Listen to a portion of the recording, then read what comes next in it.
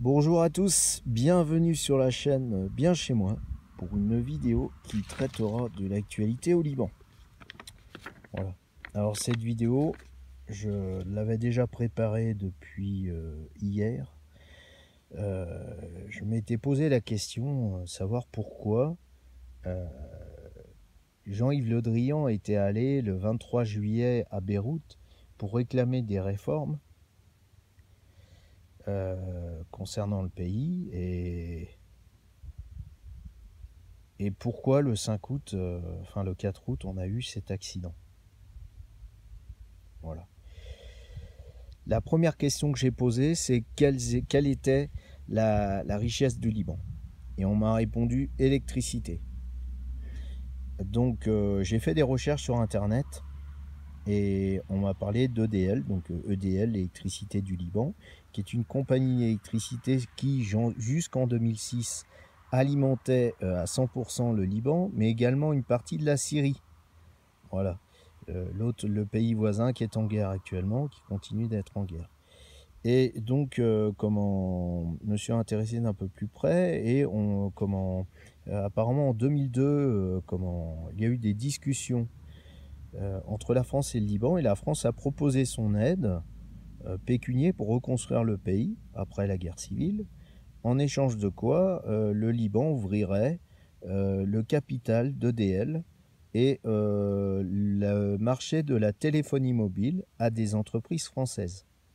Bon, jusque-là, on est habitué, c'est souvent comme ça que ça se passe. En 2005, le 14 février 2005, malheureusement, le président Rafik Hariri est assassiné, ami personnel du président Chirac, et donc les négociations s'arrêtent. Elles sont au point mort. Le Hezbollah libanais, qui est une branche qui sont des alliés de l'Iran, entre à l'Assemblée nationale du Liban, et donc démarre une période un peu plus compliquée pour le Liban, puisque dans la foulée, Israël attaque le Liban en réponse à des provocations du Hezbollah au sud du Liban, et en profite pour bombarder les plus grands sites de production d'électricité du Liban, la fameuse compagnie EDL, que l'État français lorgnait depuis longtemps. Et dans la foulée, donc, des négociations ont lieu, mais qui ne mènent à rien. Et arrive la guerre en Syrie en 2014. En 2014, il y a même une incursion d'un groupe islamiste qui est soutenu par la France.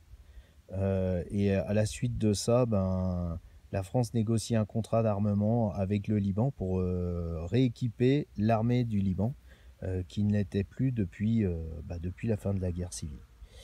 Arrive le 23 juillet 2020. Donc là, effectivement, Jean-Yves Le Drian arrive à Beyrouth et leur dit clairement que toute aide au Liban sera liée à la concrétisation des réformes. Et pour l'heure, la décision est de ne pas aider le Liban. C'est ce qu'il a dit clairement. Vous pourrez retrouver ça dans les dépêches que vous pourrez regarder sur Internet. La deuxième question que j'ai posée, c'est qu'est-ce qui a provoqué la double explosion à Beyrouth? Et là, le pendule me répond une roquette russe. Voilà. Donc une roquette russe. Et la question que j'ai posée après, c'est est-ce que c'est la Russie qui a fait ça? On me dit non. J'ai posé une troisième question, mais je vous la donnerai pas. Elle est beaucoup trop anxiogène pour moi, donc j'en parlerai pas. Le 6 août, Macron rappelle les nécessaires réformes liées à l'électricité et la téléphonie mobile. Voilà. Donc moi j'ai posé deux dernières questions. Est-ce que la France va réussir à privatiser l'électricité et la téléphonie mobile? Et ma réponse est oui. Donc c'est un succès pour les entreprises françaises. Maintenant, la morale dans tout ça, eh bien, ce complot, c'est une question que j'ai posée. Quand est-ce qu'il sera découvert? Il sera découvert en octobre 2021. Sur ce, je vous quitte et je vous dis à bientôt.